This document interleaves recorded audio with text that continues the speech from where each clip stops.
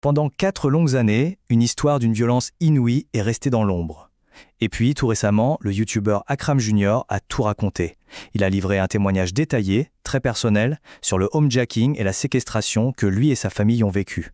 Aujourd'hui, on va revenir sur ce récit, pas seulement pour comprendre les faits, mais surtout pour saisir l'ampleur des cicatrices qu'un tel drame peut laisser.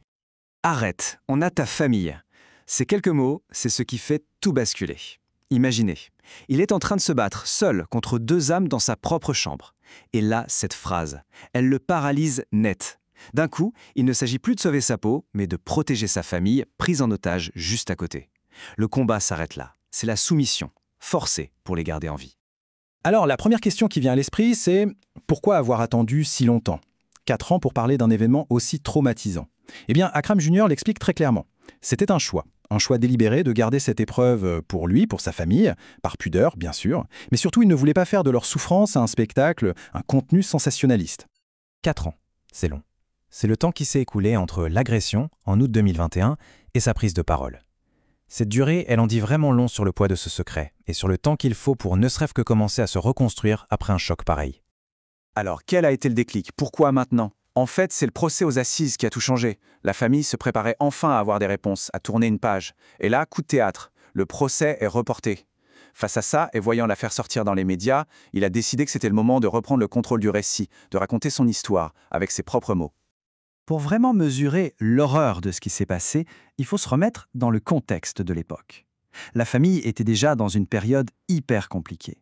Leur bébé, à nouveau-né, venait de subir une opération à cœur ouvert, 1 mois de réanimation. Ils étaient épuisés, à fleur de peau, dans un état de vulnérabilité totale. Le déroulé des événements de ce matin-là fait froid dans le dos. Tout commence vers 5 heures du matin. Il vient de finir un vocal. Et là, son chien, qui d'habitude est très calme, se met à grogner. C'est un premier signal d'alarme. Il sort, regarde, ne voit rien et retourne se coucher. Et puis vers 9 heures, il se réveille, pas à cause d'un bruit, mais à cause d'une présence. Un homme, cagoulé, debout, qui le regarde en silence. Sa réaction est purement instinctive. Il ne réfléchit pas. Nu, il saute sur l'agresseur. Une bagarre très violente éclate. Il arrive à prendre le dessus, mais il comprend vite qu'ils sont plusieurs. Un deuxième homme l'attrape par derrière. La situation est complètement déséquilibrée. Lui, seul, sortant à peine du sommeil, contre 2 types armés, organisés. Et c'est à ce moment-là que la phrase fatidique est prononcée. Alors qu'il est en train de se faire étrangler par les 2 hommes, l'un d'eux lui dit qu'ils ont sa famille. Il réalise alors qu'un 3e complice est dans la maison d'à côté et qu'il tient en joue sa mère, sa compagne et ses 3 jeunes enfants avec une arme à feu. À partir de là, toute résistance est vaine. C'est terminé. Ce qui est frappant, c'est l'organisation des agresseurs. Il y avait une répartition des rôles très claire. Akram Junior décrit 3 profils. Il y a le chef, celui qui mène la danse, qui parle, qui donne les ordres. Il y a l'exécutant, le bras armé, le renfort physique. Et enfin, le tireur, dont le seul but est de maintenir une pression psychologique insoutenable sur la famille. Et l'enfer ne dure pas quelques minutes. Non, ça dure plus de 2 heures. 2 heures de séquestration, 2 heures de menaces, de fouilles, où la famille est baladée d'une pièce à l'autre, séparée, puis regroupée, dans la peur constante que tout dérape.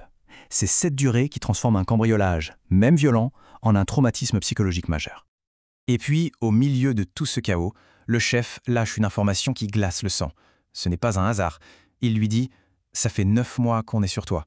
Il sous-entend même qu'ils ont été envoyés par quelqu'un, un commanditaire. Cette révélation, c'est terrible. Ça ajoute une couche de paranoïa à la terreur. Ils n'ont pas été une cible au hasard, non. Ils ont été choisis, étudiés, surveillés.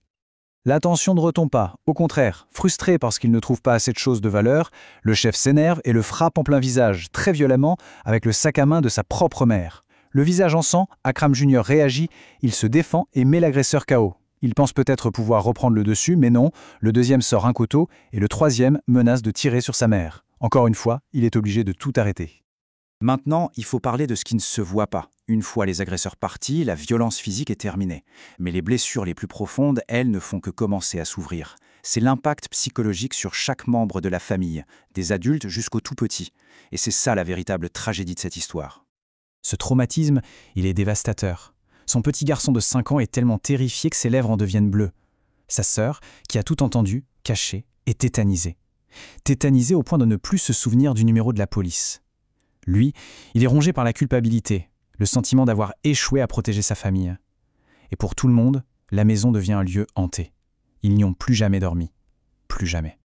Cette phrase d'Akram Jr., elle est terrible, mais elle rend le stress post-traumatique tellement concret. Pendant des années, le quotidien de la famille est rythmé par la peur, le moindre bruit suspect, une porte qui claque. Et pour les enfants, c'est l'horreur qui recommence. Ils se recroquevillent, ils hurlent. C'est une cicatrice invisible qui empoisonne chaque moment de la vie.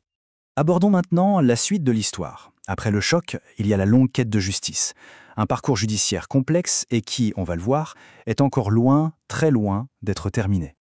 Le chemin est long, vraiment.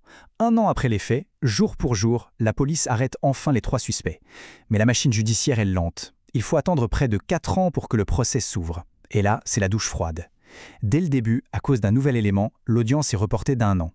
La famille se retrouve à nouveau dans l'attente, sans la conclusion dont elle a désespérément besoin. Il faut savoir que les 3 accusés ne sont pas dans la nature. Au moment où le procès devait se tenir, ils étaient déjà en prison, en train de purger des peines pour d'autres affaires. Ça donne une idée du profil des individus déjà bien connus des services de police pour des faits de violence. Finalement, ce témoignage nous laisse sur une question en suspens, une question profonde. Après avoir survécu à une telle épreuve, après avoir vu sa famille traumatisée à vie, est-ce qu'un verdict de tribunal peut vraiment réparer quelque chose ? Cette histoire, elle nous force à nous demander ce que signifie vraiment le mot justice, au-delà d'une simple peine de prison. Et cette question, pour l'instant, reste ouverte.